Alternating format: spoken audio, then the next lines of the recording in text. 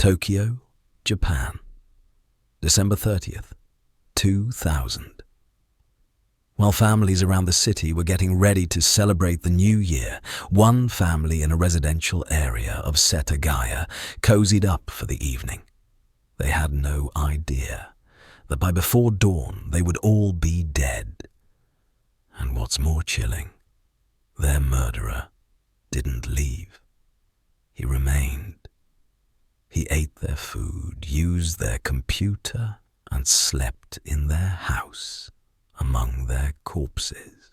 Hey guys, welcome to my YouTube channel. In this video, we will dive into one of the most terrifying and disturbing cases that mankind has experienced.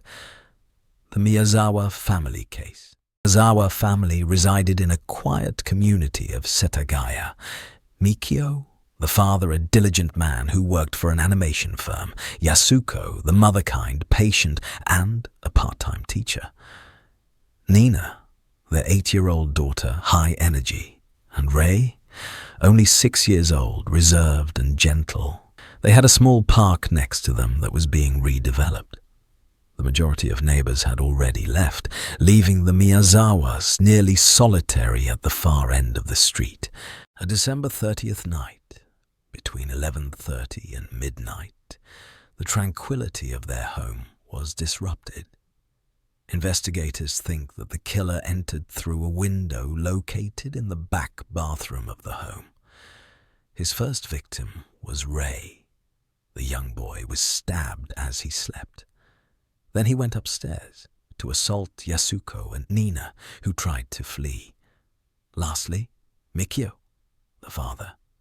A bloody fight occurred that ended in blood splattered everywhere on walls and floor. When it was finished, all 4 members of the Miyazawa family were dead. But that wasn't the end of the horror.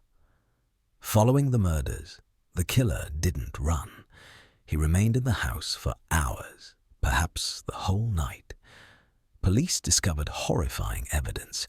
He had ice cream from the fridge, drank barley tea and melon juice, sat on their sofa and might have even dozed off, used their computer to visit websites and delete documents, and he used their toilet, but didn't flush. He dressed in some of the family's clothing, leaving his bloody attire neatly folded within the house, along with his scarf, gloves, shoes, and fingerprints. It was as if he didn't care if he got caught. This case left more bodily evidence than nearly any murder in Japanese history. The killer's fingerprints and DNA were everywhere within the house. His type was determined, type A.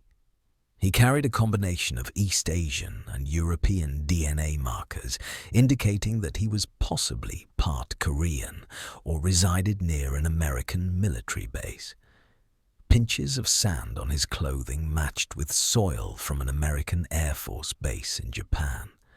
His clothes, produced in small batches, were originally from military surplus shops.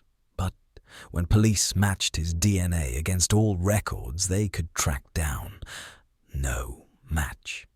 He was a ghost. So who was he? Over the years, detectives and armchair sleuths have made speculations. A thief who lost his cool after being caught.